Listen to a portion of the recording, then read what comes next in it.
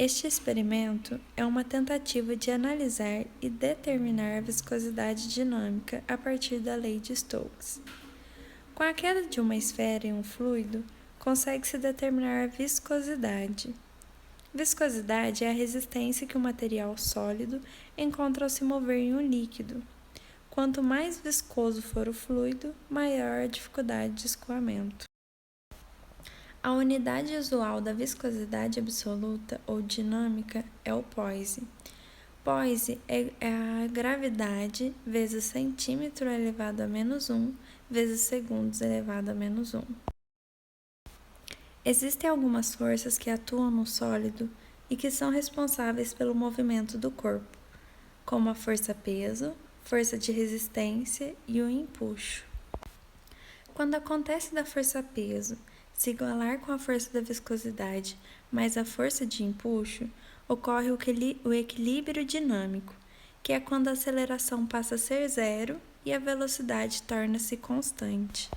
O empuxo exercido sobre uma esfera completamente imersa em um líquido é calculado pela seguinte equação: empuxo igual a densidade do fluido vezes o volume do fluido vezes a gravidade.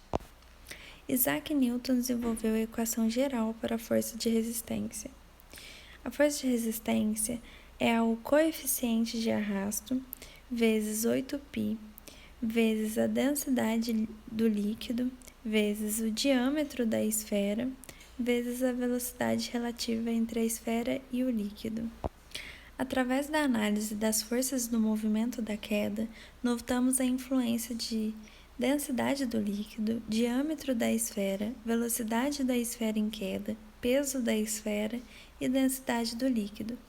Mas notamos também que o coeficiente do arrasto é uma constante definida de acordo com a forma do corpo e o número de Reynolds. O número de Reynolds é um parâmetro adimensional definido pela seguinte expressão: Reynolds igual a velocidade do corpo em centímetros por segundo vezes o diâmetro da esfera em centímetro dividido pela viscosidade cinemática em Stokes. Segundo Reynolds, o coeficiente de arrasto é dependente do número de Reynolds. No gráfico, podemos observar a região de linearidade entre o coeficiente de arrasto e o número de Reynolds, quando Reynolds é menor que 1. Esta função linear é expressa pela seguinte equação. Neste trabalho, buscou-se comprovar a exatidão do método indireto de Stokes, que é um método que mede o tempo de queda de uma esfera e através de uma equação cuja solução analítica foi encontrada por Stokes em 1951. A partir da lei de Stokes, consegue-se determinar a viscosidade, que é representada pela letra μ. Para a realização desse experimento, foi utilizado um sabão líquido da marca IP, que foi despejado em uma garrafa PET.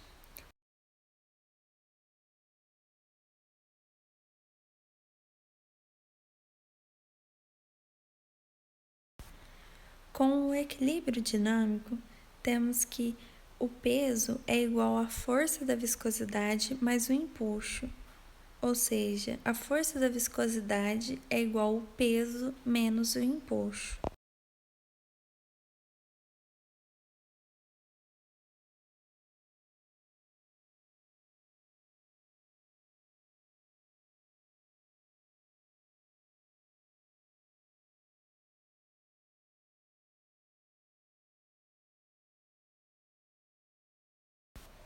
Os cálculos indiretos obtidos pelas equações ditas até aqui foram inseridas nesta tabela, com seus respectivos erros.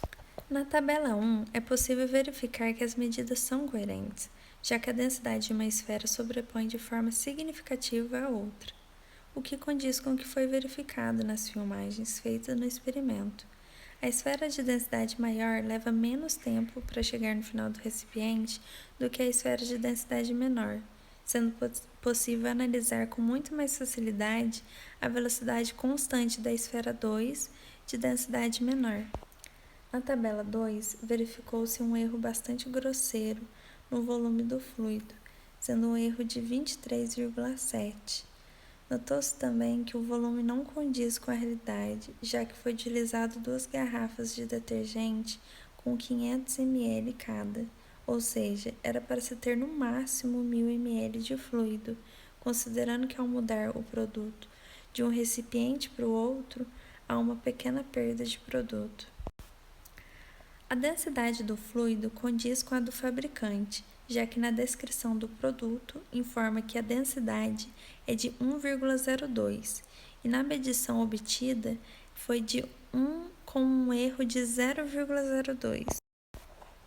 Calculando o erro da densidade, foi possível observar o que pode ter gerado um valor tão distante do tabelado. O erro do tempo está muito grande e isso deve ter ocorrido devido à difícil precisão que conseguimos ter do tempo.